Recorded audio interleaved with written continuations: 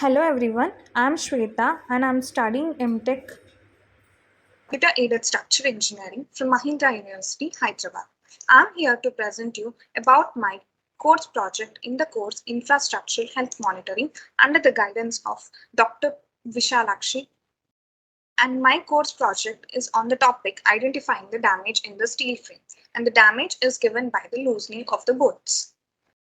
Talking about the introduction, the unique feature of the most civil engineering structures is that they are huge and complex than the common mechanical or electrical systems. The need for the quick assessment of this is the state of the health of civil structures has required for development of real-time damage monitoring and diagnosis of the systems.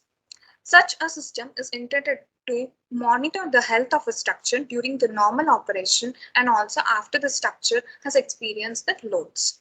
So SHM is the continuous monitoring of the structures, and it is essential to ensure timely repair and maintenance in order to preserve the integrity, serviceability and safety of the structure at minimum cost. SHM is nothing but the structure health monitoring. My topic is on the identification of damage. Why the damage need to be identified? The damages and locations of the damage have important concern in health monitoring. Under loading conditions, these can result in system level damage and lead to failure. So the structural health monitoring is to avoid failure as damage cannot be avoided. As damage is the inherent property of a system, which is a loss of functionality. So in order to address the failure, the health monitoring helps by monitoring the damage. And the objectives of this experiment are similar to the objectives which are given by the Farrar in 1998 for the detection of the damage. The objectives are to identify the damage, to determine the location of the damage, to determine the severity of the damage, and to determine the remaining useful life of the structure after the damage has occurred. The structure here we are using is the steel frame. The material required in the entire project are epoxy, acetone, coaxial wires, soldering equipment, LCR meter, and as shown in the slide. And this is the experimental model. The technique which is used in this experiment is the electromechanical impedance technique. There are variety of techniques like global and local techniques in SHM. This technique is the interference between local and global technique, as it works on the principle that piezo sensor which is surface bonded on the structure and excited with an electrical field at higher frequencies by an impedance analyzer, that is LCR meter. Then the piezo T vibrates, due to which the whole structure vibrates, as it is surface bonded, which creates a sensor application, and that leads to the generation of electrical signal, and the output is in the form of admittance. The admittance is in the form of susceptance and the conductance. And this is the experimental process.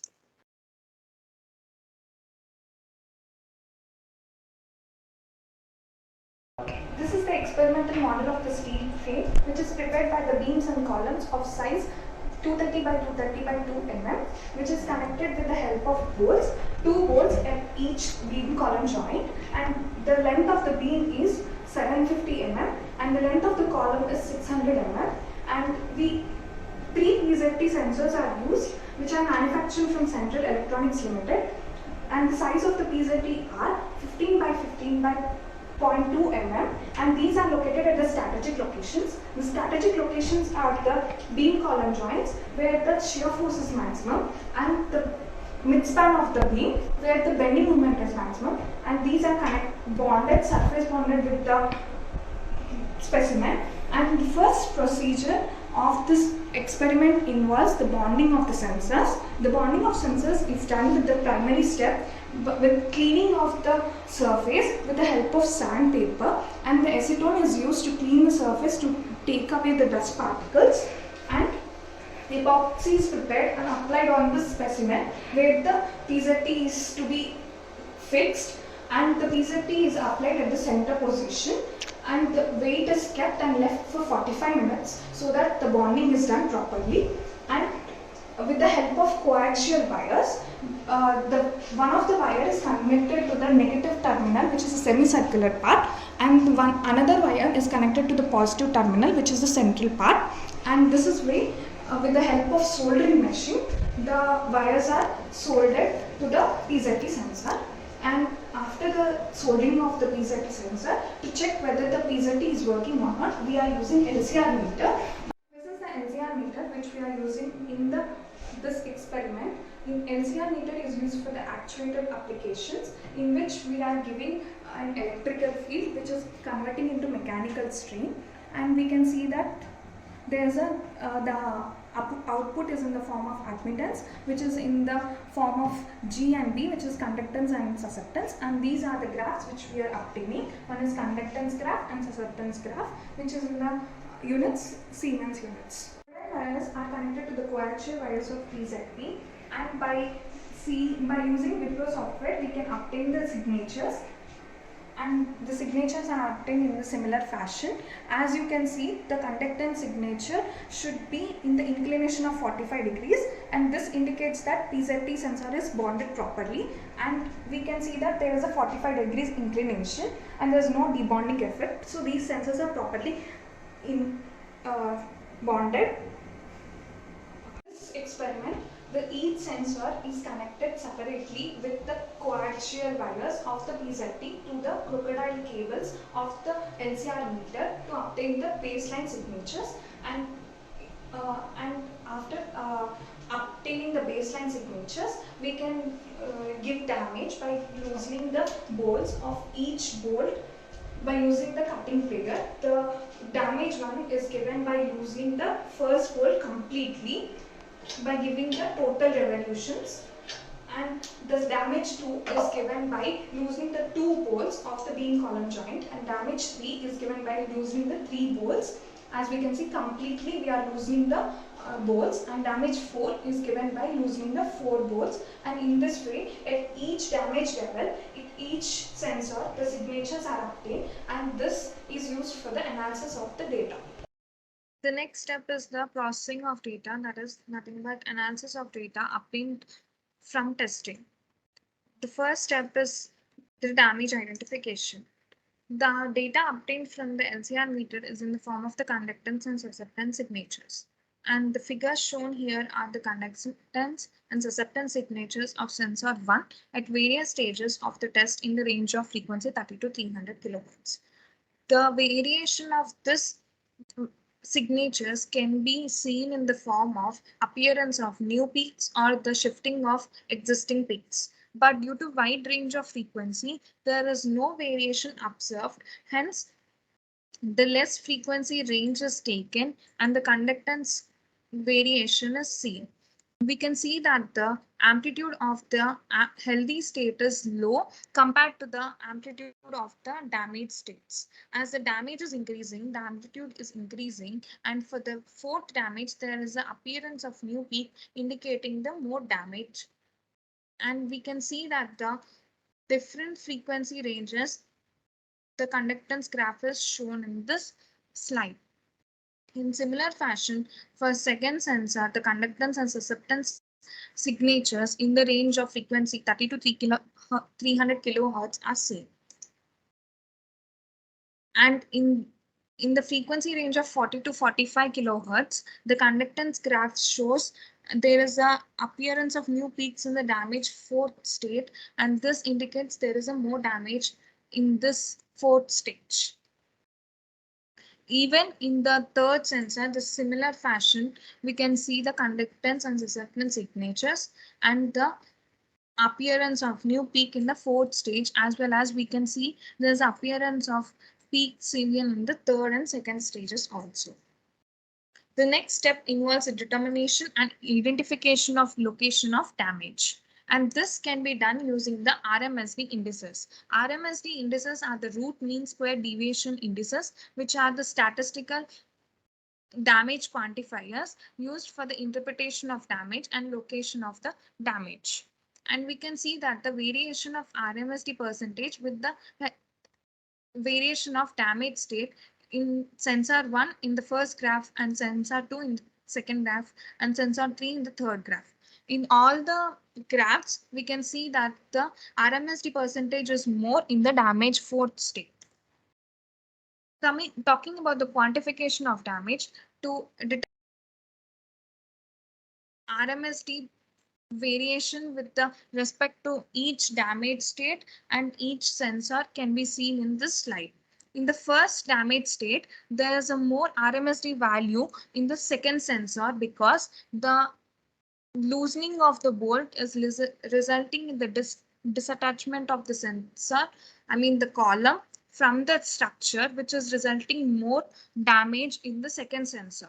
When we talk about the RMSD percentage for the damage 3, there is a lot of huge of change of RMSD percentage from first sensor to second sensor, as the loosening of bolts of from the column to the beam is resulting in more RMSD percentage, as there is an additional moment increasing, due to which the sensor which is in the midspan of the beam is in determining more RMSD percentage. While talking about the RMSD percentage for damage 3, there is a increase in RMSD values for the sensor 1 and sensor 3, whereas there is a very small RMSD value for sensor 2, as there is no effect of damage because the shear forces are more than the bending moment in the beam. So there's shear forces at the supports are more of the beam, that is resulting more RMSD percentage in the sensors located near the end span of the beam. Talking about RMSD percentage of damage 4, there's a huge RMSD for the second sensor, as you can see, due to the movement increasing as the loosening of bolts is happening in the all the frame. This is the comparison of various stages of damages in the sensors. As we have discussed, the RMSD value is tremendously increasing in the damage fourth state and in all the sensors. Third step includes the determination of remaining useful life of the structure, and this can be done by the extraction of structural parameters. The structural parameters are the stiffness, damping, and the mass. When there is a change due to the damage induced in the structure, there's a change in these structural parameters. By monitoring these structural parameters, we can determine the useful life of the structure. This is the signature obtained from the mechanical impedance. The mechanical impedance is derived from the admittance. By decomposition of admittance into active and passive, we can obtain the mechanical impedance of the structure. And these are the signatures obtained from the mechanical impedance. And this is obtained by writing a program in the MATLAB. And this is for the range 65 to 90 kilohertz. It is for real part and the imaginary part. And this is compared with the Kelvin void system, which is shown in this, which is a parallel combination of spring damper. And this is the effect of damage on extracted mechanical impedance in the range of 71 to 72 kilohertz, where we can see the amplitude of baseline signature is more for the X, and as the damage is induced, the amplitude is decreasing, and for the severe damage state, the amplitude of X is totally less compared to the amplitude of the healthy state. And this is the variation of equivalent and the experimental model and of the parallel spring damper and the mechanical impedance. Spring and damper, and the mechanical impedance of this damper is given in the form of X and Y. And X is equals to C and Y is equals to minus K by omega. And from which this C and K can be determined. And these are the variations of graphs of X with the frequency and Y with the frequency. This is the effect of damage of equivalent system parameters in the range of 65 to 90 kilohertz frequency. For the first one is the equivalent damping constant variation, and the second one is the equivalent spring constant variation. As the damage is induced to the system vibrates more frequently, resulting in more damping, and this is seen in the graph. Whereas stiffness, the stiffness will be reduced as the dampage is increased, because the stiffness starts decreasing when the damage is increased in the system. So you can see that there is a lot of change in the from baseline signature to the incipient damage, because at the first stage of damage, the loosening of bolts is happening near the sensor itself. That's why there's a damping increasing more, and the column is getting detached from the whole structure due to loosening of the bolts. In a similar fashion, the stiffness is decreasing more from the pristine stage to the incipient damage state.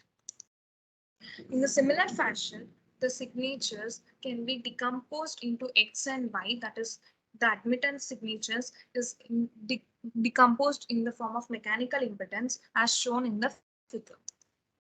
And this is the variation of experimental and equivalent graphs of X and Y for the steel 2D frame when it is connected to second sensor. And this is the variation of effect of damage of damping with the damage and the stiffness with the damage. You can see that there is a lot of change in the from the incipient damage to the moderate damage in the second sensor, because in the damage of second damage, there is a loosening of two bolts and the sensor is placed in the midspan of the beam, and there is effect of additional movement acting upon the beam. That is why resulting more damping as it is giving more movement of inertia. Whereas when compared to the stiffness is also same. It is more decreasing from incipient damage to the moderate damage for the same reasons. In similar fashion, we can see the X and Y variation of graphs with the frequency from the sensor 3. And in this effect of damage graphs, there's a huge variation from the moderate damage to the severe damage in sensor 3, as there is a loosening of all the bolts, and all the bolts are loosened, and the sensor is located near the fourth damage state, and this is resulting in huge increase of damping in the severe damage state. In the same fashion, the stiffness is decreasing a lot in the severe damage state. This is the comparison of the structural parameters at various states in the different sensors. And you can see the damping increasing tremendously in the severe stage from the pristine state to the severe stage. And as the damage is induced to the structure is becoming less stiffer, and the stiffness is decreasing from pristine stage to the severe stage. Conclusions of this project, it is concluded that using piezo-sensors and by using SHM techniques like EMI, damage can be identified, located, quantified, and remaining useful life of the structure is determined using the extraction of structural parameters. Failure can be mitigated by monitoring this damage and taking precautionary steps like retrofitting measures to prevent the increase in the damage. Hence, it is essential for the structures to use SHM techniques. It is also concluded that the damage in the sensor located near the damage is more where the structure is induced damage. Talking about the real-time applications, with the help of this project, it is concluded that piezo sensors and by using SHM techniques, damage can be identified and failure can be mitigated by monitoring the damage. Hence, it is essential using this SHM for the strategic important structures like industrial structures, bridges, and buildings which are aging, and they should be monitored continuously so that the damage can be identified, and these structures need to get modified and monitored continuously because they are vital for the economical growth and there is a lot of dependency on these structures. Hence, SHM is very important for these structures, and these structures need to get retrofitted. Thank you.